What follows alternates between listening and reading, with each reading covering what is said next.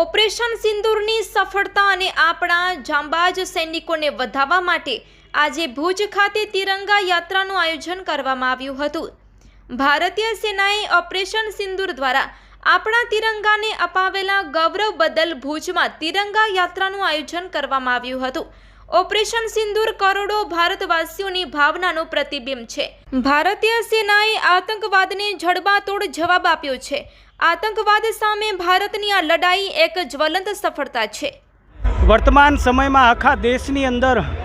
તિરંગા યાત્રાનું આયોજન થઈ રહ્યું છે। દેશના વડાપ્રધાન શ્રી નરેન્દ્ર મોદી સાહેબના નેતૃત્વમાં આપણા દેશના બહાદુર જવાનો અને આપણી જે સૈન્ય બળ છે જેના માન અને સન્માનમાં આખા દેશમાં તિરંગા યાત્રાનું આયોજન થઈ રહ્યું છે, જેના ભાગરૂપે કચ્છ જિલ્લાની અંદર ભુજ મધ્યે પણ તિરંગા યાત્રાનું આયોજન થયું હતું। સૌ ધારાસભ્યશ્રીઓ, અમારા જિલ્લા ભાજપના પ્રમુખશ્રી દેવજીભાઈ, જિલ્લા પંચાયતના પ્રમુખશ્રી, કલેક્ટરશ્રી, એસપીશ્રી, સૈન્ય બળના જવાનો, વિદ્યાર્થીઓ અને દરેક ભારતવાસીઓ આ તિરંગા યાત્રાની અંદર જોડાઈ કરીને આપણા જે બહાદુર જવાનોએ પાકિસ્તાનમાં ઘૂસીને જે આતંકવાદીઓનો ખાત્મો કર્યો છે, એવા આપણા બહાદુર જવાનોના માન અને સન્માનમાં આ તિરંગા યાત્રાનું ભવ્ય આયોજન આજે ભુજ મધ્યે કરવામાં આવ્યું હતું। હું આપણા બહાદુર જવાનોને સલામ કરું છું અને દરેકને મારી શુભકામના પાઠવું છું। આજે કચ્છ જિલ્લાના પાટનગર ભુજ મધ્યે તિરંગા યાત્રાનું આયોજન સૌ નાગરિકો, આગેવાનો, વિદ્યાર્થીઓ અને સૈન્ય દળના જવાનો સાથે મળીને, સામાજિક સંસ્થાઓએ મળીને આજે તિરંગા યાત્રાનું આયોજન કરવામાં આવ્યું હતું। તાજેતરની ઘટનાઓ આપણે બધાને ધ્યાનમાં છે કે પાકિસ્તાને પહેલગામમાં જે નિર્દોષ લોકોની, પર્યટકોની હત્યા કરી, એના વિરુદ્ધમાં આખા દેશમાં એના વિરુદ્ધ જુવાળ થયો અને ભારત સરકારે અને ભારતના સૈન્ય બળે જે પ્રકારે અતુલ પરાક્રમ કરીને એ આતંકવાદીઓના અડ્ડાઓનો નાશ કર્યો, આતંકવાદીઓનો પણ નાશ કર્યો અને કુલ મળીને પાકિસ્તાનને જે સબક શીખવવો જોઈએ એ સાચા અર્થમાં અત્યારના નેતૃત્વએ, નરેન્દ્રભાઈના નેતૃત્વએ સબક શીખવાડ્યો છે। ત્યારે આ તિરંગા યાત્રા દ્વારા એ સૈન્યના જવાનોનું મનોબળ ઊંચું આવે, એ સૈન્યના જવાનોને એમ થાય કે અમે તો સરહદ ઉપર લડીએ છીએ પણ આખો દેશ અમારી સાથે છે, એ ભાવના વ્યક્ત કરવા માટે તિરંગા યાત્રાનું આયોજન કરવામાં આવ્યું હતું। આ યાત્રામાં અમારા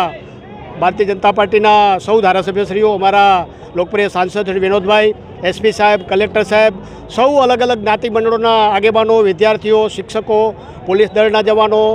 બીએસએફના જવાનો સૌએ સાથે મળીને આ યાત્રા અત્યારે તિરંગા યાત્રા પૂર્ણ કરી છે। ત્યારે હું હરેક દેશવાસીઓને અપીલ કરું છું જાહેરમાં કે ભાઈ આપણે બધાએ જે પ્રકારે દેશભક્તિનો ભાવ અત્યારે વ્યક્ત કર્યો છે તેવું હરરોજ આપણા જીવનમાં આપણે દેશભક્તિનો ભાવ પ્રગટ કરતા રહીએ, એવી વાત સાથે હું આ સૈન્યના જવાનોને સલામ કરીને મારી વાત। આજે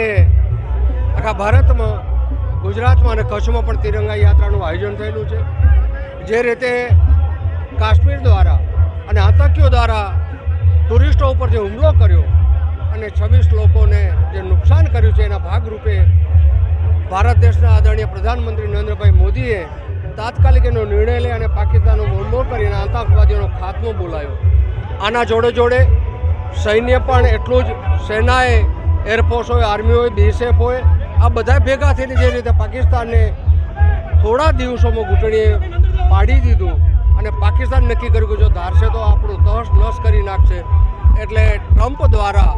આખા યુદ્ધનું સમાપન રસ્તો નીકળ્યો અને ભારતે પણ વિચાર્યું કે જો શરણાગતિ સગળે બીજી વાર ના કરે આવી કન્ડિશનથી તો યુદ્ધની જે રીતે અત્યારે અશાંત બંધ છે, એના ભાગરૂપે જે રીતે આપણા આર્મી હોય, આપણા બીએસએફ હોય અને આપણા રાષ્ટ્રીય નેતૃત્વ હોય જે રીતે સૌરે દાખ્યું છે, એ સૌરેના ભાગરૂપે લોકો પણ એનામાં જોડાય, લોકો પણ એક રાષ્ટ્ર ભાવના જાગે અને